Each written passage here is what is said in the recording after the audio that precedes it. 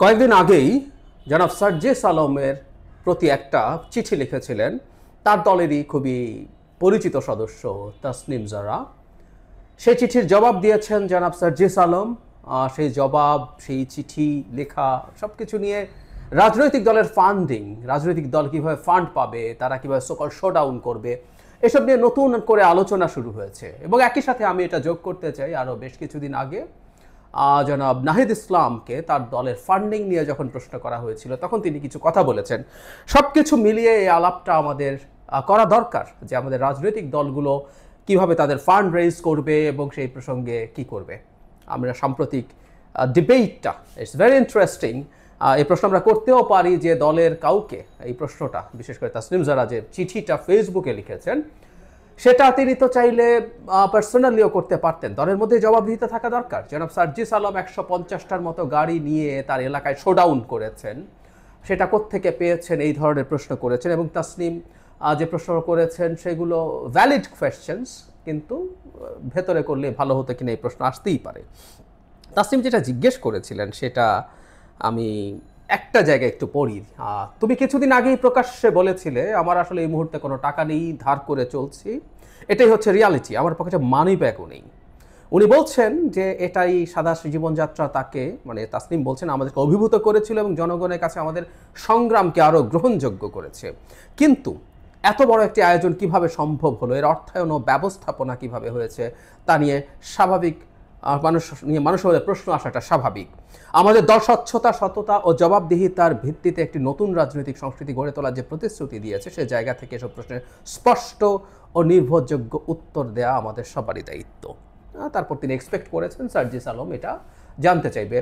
জারার ব্যাপারে একটু বলি যে এরকম প্রশ্ন তো আসলে আরও করা যায়, মানুষের আরও প্রশ্ন আছে। এনসিপির লঞ্চিংয়ের সময় এত বড় প্রোগ্রামের ফান্ডিং কোত্থেকে হয়েছে? তারপর তারা দেশের অত্যন্ত গুরুত্বপূর্ণ একটা লোকেশনে তাদের যে অফিস ছিল, নাগরিক পার্টি এবং বৈষম্য বিরোধী ছাত্র আন্দোলন, সেটা কিভাবে হলো? আমি জানি না এনসিপির অফিস এখন কোনটা, এটা আমি এখনও নিশ্চিত নই। সো এরকম নানান প্রশ্ন আছে, এই প্রশ্নগুলোরও জবাব চাওয়া তাসনিম জারার উচিত, যেহেতু তিনি পাবলিকলি চাইছেন। কারণ বিশেষ করে তাদের লঞ্চিংয়ের সময় যে এক্সট্রাভ্যাগ্যান্ট একটা ইয়ে হয়েছে, বা তাদের যে ইফতার পার্টি হয়েছে হোটেল ইন্টারকন্টিনেন্টালে অনেক সদস্য মিলে বিরাট এক্সপেন্সের একটা ইফতার পার্টি হয়েছে, সেটার খরচ কোত্থেকে এসছে, এসব প্রশ্ন জনমানুষের মধ্যে আছে। যাই হোক, জনাব সার্জিস আলম সেটার জবাব দিয়েছেন। জবাব দিতে গিয়ে তিনি একটা ব্যাখ্যা দিয়েছেন, এরপর তিনি আরও কিছু কথা বলেছেন উইচ আর ভেরি ইম্পর্টেন্ট, আমি সেই জায়গায় যাব। তার ফান্ডিংয়ের ব্যাপারে জনাব সার্জিস বলছেন, আমার পরিবার, আত্মীয় স্বজন, বন্ধুবান্ধব এবং জেলা অনেক শুভাকাঙ্ক্ষী তাদের ব্যক্তিগত উদ্যোগে অর্ধেকের বেশি গাড়ি নিয়ে গিয়েছেন। এটা এই প্রসঙ্গে বলেছেন। তিনি বলেছেন যে তার কাছে টাকা নেই, দ্যাট ডাজন্ট নেসেসারিলি মিন তার পরিবারের কাছে টাকা নেই, তা তো বলেননি। যাই হোক, যেগুলোর ব্যয় আমাদের বহন করতে হয়নি। বাকি প্রায় 50টার মতো গাড়ির 6,000 করে যে 3 লাখ টাকা ভাড়া দিতে হয়েছে, সে টাকা দেওয়ার সামর্থ্য আমার পরিবারের আরও 50 বছর আগেও ছিল। এবং আমি বিশ্বাস করি অন্য কেউ না, শুধু আমার দাদা আমার জন্য যতটুকু রেখে গিয়েছেন সেটা দিয়ে আমি আমার ইলেকশনও করে ফেলতে পারবো ইনশাল্লাহ। অনেক আলোচনা শুরু হয়েছে এটার পর থেকে। যদি এটাই হয়ে থাকে যে তার অনেক পরিবারের বা তার দাদা অনেক সম্পত্তি রেখে গেছেন, তাহলে তিনি খালি হাতে ঘুরবেন কেন? নট অনলি দ্যাট, একটা ট্রোল করছেন অনেকে, সেটা হলো কিছুদিন আগে জনাব সার্জিস আলম বলেছিলেন যে তিনি হলে থাকার সুবিধার জন্য তিনি ছাত্রলীগ করতে বাধ্য হয়েছেন। ইনফ্যাক্ট উনি এটা বলেছেন এবং কিছুটা একটু এক্সট্রা হ্যাডাম হয়, হ্যাডাম শব্দটা উনি বলেননি, আমি বলছি, সেটার কারণেই অনেকে এই ধরনের অ্যাডভেঞ্চারিজমের জন্য ছাত্রলীগে যায়। তখন আমি এটা নিয়ে আলাদা করে ভিডিও করেছিলাম। যাই হোক, খুব জরুরি প্রয়োজন না তো তাহলে যার অনেক পারিবারিক অর্থবিত্ত আছে তাকে এই নোংরা ছাত্রলীগ, নোংরা পচে যাওয়া ছাত্রলীগ, মানে সার্জিসরা যখন পড়েছেন ঢাকা ইউনিভার্সিটিতে তখন ছাত্রলীগ কেমন সংগঠন এটা নিয়ে ন্যূনতম প্রশ্ন কারো মনে ছিল না। এটা 8, 9, 10 সালের কথা না। বিশেষ করে 2011-র পর থেকে ছাত্রলীগ একটা আপাদমস্তক সন্ত্রাসী সংগঠনে পরিণত হয়েছে। তো সেই সংগঠনের দয়া নিয়ে তাকে সমর্থন করে তার সাথে থেকে হলে থাকার জন্য সেটা থাকার চাইতে বরং পারিবারিক সম্পত্তি থেকে কিছু টাকা নিয়ে ঢাকা হলের বাইরে থাকা অনেক বেশি সমীচীন ছিল। এই আলাপটাও ভুল না। কিন্তু তিনি একটা জায়গায় বলতে যাচ্ছিলেন এই যে নতুন বন্দোবস্ত বা যা যা আছে, যা যা বলা হচ্ছে, এগুলো আদতে এই বর্তমান রাজনৈতিক যে প্রেক্ষাপট সেটাই কাজ করবে না। কেউ নির্বাচন করতে চাইলে তার কাছে বহু মানুষের বহু এক্সপেকটেশন থাকে, বহু তদবির থাকে, এখানে এগুলো করলে জামানত হারানো হবে। মানে যেহেতু তসলিম জারা নতুন রাজনীতি, নতুন বন্দোবস্ত এই শব্দটা তারা প্রচুর বলেন, সেটার কথা বলছেন, সেই প্রেক্ষাপটে প্রশ্ন করেছে। এবং হাসনাত বলছেন এটা রাতারাতি হবে না। তার ভাষ্য মতে, আবারও বলছি, তার ভাষ্য মতে এটা আর সব দলের মতো করেই করতে হবে, তারপর আস্তে আস্তে তারা শক্তি অর্জন করবেন এবং কোনোদিন সব সংস্কার করে ফেলবেন। That is the tone of the full status. আমি পুরোটা পড়ছি না। এই প্রসঙ্গে আমি একটু পেছনে ফিরে যাব এবং এই প্রশ্ন আমরা করব নাগরিক পার্টি বা এনসিপিকে বা তাদের অন্যান্য সদস্যদেরকে জনগণ করলে কোনো সমস্যা ছিল না, বিভিন্ন প্রতিষ্ঠান, কর্পোরেট প্রতিষ্ঠান কেন ফাইন্যান্স করে? 7 মার্চ জনাব নাহিদ ইসলাম বলছেন, নাগরিক কমিটির প্রসঙ্গ তখন এখানে কারা করেছেন এবং আর্থিকভাবে কারা সাহায্য করছেন, নাগরিক পার্টিতে তিনি তখন জয়েন করে ফেলেছেন। তিনি বলছেন, আমাদের আর্থিক জায়গা নিয়ে কথা বলা হচ্ছে, আমাদের রাজনৈতিক সংস্কৃতিটাও আমরাও চাই পরিবর্তনটা আসুক। কারা আর্থিকভাবে সহায়তা করছে, কোন খাতে সেটা ব্যয় হচ্ছে, এই সংস্কৃতিটা রাজনৈতিক দলগুলোর মধ্যে আসুক, এই সংস্কারটাও রাজনৈতিক দলের মধ্যে আসুক, আমাদের জায়গা থেকে আমরাও দাবি করছি। এনসিপির আহ্বায়ক বলেন, এককভাবে কোনো সংস্কৃতি কিন্তু আমাদের পক্ষে করা সম্ভব না। আমরা কারা আর্থিকভাবে সহযোগিতা করেছে, আমরা যদি তাদের নাম প্রকাশ করি, তারা কোনোভাবে ক্ষতির শিকার হবে না, সেই নিশ্চয়তা সরকারের পক্ষ থেকে দিতে হবে। সেই সংস্কৃতি তো বাংলাদেশে এখনো করা যায়নি, কিন্তু আমরা চাই সংস্কৃতিটা হোক, সকল রাজনৈতিক দলে সেই সংস্কৃতি গ্রহণ করুক। খুব মেজর কতগুলো ভুল করেছেন জনাব নাহিদ তার এই বক্তব্যের মাধ্যমে। আমরা জনাব সার্জিস যেটা বলছেন সেটা যদি বাস্তবতা হয়, তাহলে আসলে নতুন বন্দোবস্তের আলাপ একটু আপনারা বন্ধ করুন। এটা বলেই আসলে তারা তাদের জন্য এই প্রত্যাশার জায়গাটা তৈরি করছেন। জনাব নাহিদ বলছেন, সবাই যদি চর্চা না করে তাহলে তাদের পক্ষে চর্চা করা সম্ভব না। খুবই বাজে কথা, এটা খুবই ভুল কথা। একটা দল পায়োনিয়ার হতে পারে, সে পথ দেখাতে পারে, তার পক্ষে পথ দেখানো সম্ভব তার যদি সেই ক্যাপেবিলিটি এবং সদিচ্ছা থাকে। আসলে ওনাদের সদিচ্ছা নেই, তারা নতুন বন্দোবস্ত আওয়াজ তুলছেন, কিন্তু এনসিপি আদতে একটা টিপিক্যাল আমাদের দেশে বিএনপি আওয়ামী লীগ যেমন পার্টি, সেরকম পার্টি, এর বাইরে কিছু না। একদম সোজা সাপটা কথা। কারণ আর কেউ করছে না বলে আমি করব না, is it a logic? So আর সবাই নানান রকম অনিয়ম দুর্নীতির সাথে যদি জড়িয়ে যায়, আমিও করবো। জনাব হাসনাতের বক্তব্যের মধ্যেও, জনাব সার্জিসের বক্তব্যের মধ্যেও একই ধরনের কথাই তো আছে, অন্যরা করছে না, সো আমি যদি না করি তাহলে আমি পিছিয়ে পড়বো। So where is the difference? কোনো ডিফারেন্সের কোনো জায়গা নাই, কোনো জায়গা নাই। একটা পার্টি এসছে, সে তা করে দেখাতে পারতো, ইয়াস আমি এখান থেকে ফান্ড পেয়েছি, আমি এটা করেছি, এভাবে করেছি, এভাবে খরচ করেছি। অন্যদের উপরে যদি ছেড়ে সংস্কৃতি পরিবর্তনের অপেক্ষাই করতে হয়, খুলে আমি করব, তাহলে এনসিপি কিভাবে এই সংস্কৃতি পরিবর্তনের আলাপ সামনে আনে, কিভাবে নতুন বন্দোবস্তের কথা বলে?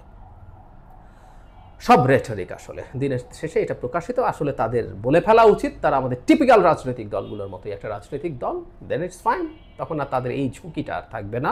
এই নতুন বন্দোবস্ত জনিত যে প্রশ্ন করছেন, তাসনিম জারা প্রশ্নটা কেন করেছেন? কারণ তিনি জানেন, তিনি দেখেছেন যে এটাই তারা সেল করার চেষ্টা করছেন। যদি সেটা করে থাকেন তাহলে তো আসলে এই আচরণ তার সাথে ম্যাচ করে না, ইজন্ট ইট? এখন আরেকটা প্রশ্ন আছে, এনসিপিকে কারা ফান্ডিং করছে? জনাব নাহিদের একটা প্রশ্ন, একটা জবাবে উনি বলছেন, সরকার তাদের কোনো ক্ষতি করবে না তার নিশ্চয়তা কি? Very interesting. মানে তাদেরকে সাহায্য করে সরকার তাদেরকে ক্ষতি করবে? কেন ক্ষতি করবে? কেন ক্ষতি করবে? এই সরকার ক্ষতি করবে? কোন সরকার? নাকি উনি ভবিষ্যতে কোনো সরকারের কথা বলছেন? আরও আমরা যদি প্রশ্ন করি, আমরা তো আসলে প্রায় বলি যে আমরা এই দেশে বাস করি, এই সমাজে বাস করি, বছরের পর বছর খুব গভীরভাবে রাজনীতির নানান ইস্যু ফলো করার চেষ্টা করি। সো আমরা অনেক কিছু জানি, অনেক জায়গায় আমাদের কানেকশনস আছে। দেশের খুব বিখ্যাত বড় বড় কর্পোরেট প্রতিষ্ঠান, শেখ হাসিনার অলিগার্ক প্রতিষ্ঠানরাও এই পার্টিকে ফাইন্যান্স করছে। শুধু পার্টি না, এই পার্টি গঠিত হওয়ার আগে নাগরিক কমিটি যখন ছিল, বৈষম্য বিরোধী ছাত্র আন্দোলন, এদের সবাইকে ফাইন্যান্স করেছে।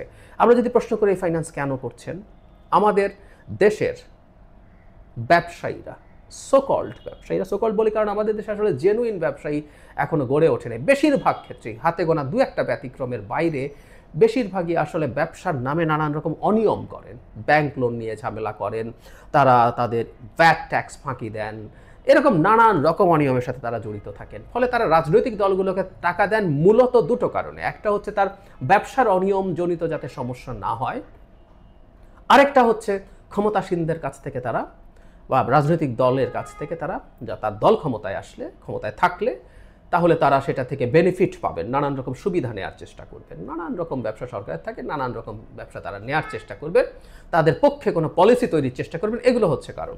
এখন এনসিপিকে কেন টাকা দিচ্ছে, এমনকি শেখ হাসিনার অলিগার্করা, আমি নাম বলছি না, আপনারা খোঁজ নিলেই জানতে পারবেন কেন দিচ্ছে।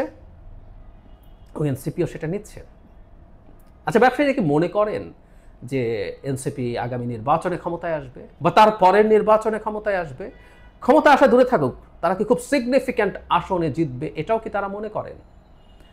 এই যে এই লোকগুলো বেশিরভাগই খুবই ধান্দাবাজ ধরনের লোক। এই দেশে কে জিতবে, কার কোথায় কদ্দূর ক্ষমতা আছে, হ্যাডাম আছে, তারা খুব ভালো বোঝে। তারা এটা মনে করার কোনো কারণ নেই এনসিপি অদূর ভবিষ্যতেও ক্ষমতায় আসবে, এবার বা তার পরের বারও না। তাহলে তারা তাদেরকে ফাইন্যান্স করছেন, ফান্ড দিচ্ছেন কেন? বাকি একটা অপশন বাকি থাকে, তাহলে কি তারা ধরে নিচ্ছেন এনসিপি ক্ষমতায় আছে?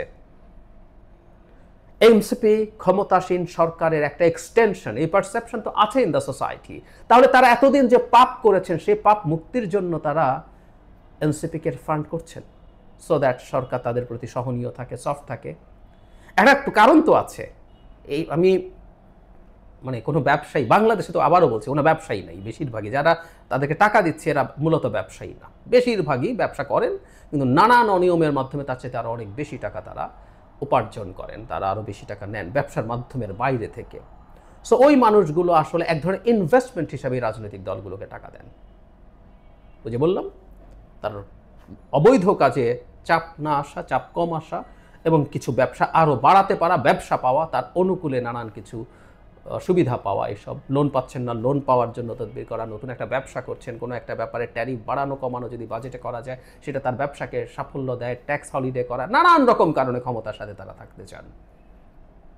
তো সেটা যদি হয়ে থাকে, এই দুই কারণের কোনটার কারণে এনসিপিকে, আমি যেটা প্রশ্নটা করলাম, খুবই অ্যালার্মিং ব্যাপার এগুলো আমাদের আসলে খোলামেলা কথা বলার সুযোগ এসছে, সময় আসছে। বিশেষ করে যে দলটা নতুন রাজনৈতিক বন্দোবস্তের কথা বলে, যে দলটা বিদ্যমান অন্য দলগুলো কোথায় কোথায় কি অনিয়ম সমস্যা করছে সেটার বিরুদ্ধে কথা বলে, তাকে এই জায়গাগুলো খুব স্পষ্টভাবে জনগণের সামনে নিয়ে আসতে হবে, খুব ভালোভাবে নিয়ে আসতে হবে। আর আপনারাও কি মনে করেন, কেন, আমি আপনাদের একটু অপিনিয়নও চাই, কেন অনেক বড় বড় ব্যবসা প্রতিষ্ঠান টাকা দিচ্ছে তো ফার্স্ট শিওর, যারা নাহিদও বলছেন, তিনি নাম বলতে চান না, এত বড় ইফতার পার্টি বা এত বড় লঞ্চিং প্রোগ্রাম টাকা নেওয়া হয়েছে, তো কেন টাকা দিচ্ছে সেই ব্যাপারটা আপনারা একটু লিখবেন।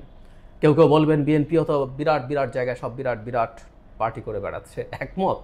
আমি যে শুরুতে একটা কথা বলেছি, এনসিপিকে এই প্রশ্ন করি কারণ এনসিপি বিএনপি আওয়ামী লীগ হবে না বলে জনগণকে বলছে। এনসিপি যদি বলে তারা ওইরকমই একটা পার্টি, আমি আর কোনোদিন এই প্রশ্ন আসলে করব না, কোনো প্রশ্ন করব না। যেহেতু তারা বলছেন, যেহেতু তারা আমাদের সাথে এই ব্যাপারে এভাবেই কানেক্ট করছেন, আমি কেজরিওয়ালকে দিয়ে এই জিনিসটা নিয়ে বিস্তারিতভাবে কথা বলেছি, তাই সেই কারণেই তাদেরকে এই প্রশ্নটা করতে হবে। এবং তাসনিম জারাও এই রকম একটা প্রতিশ্রুতির কারণেই আসলে তার বাইরের ক্যারিয়ার ছেড়ে দেশে এসেছেন রাজনীতি করতে, অন্তত আমি যতদূর বাইরে থেকে বুঝি। তো এই প্রশ্নগুলোর জবাব লাগবে তো।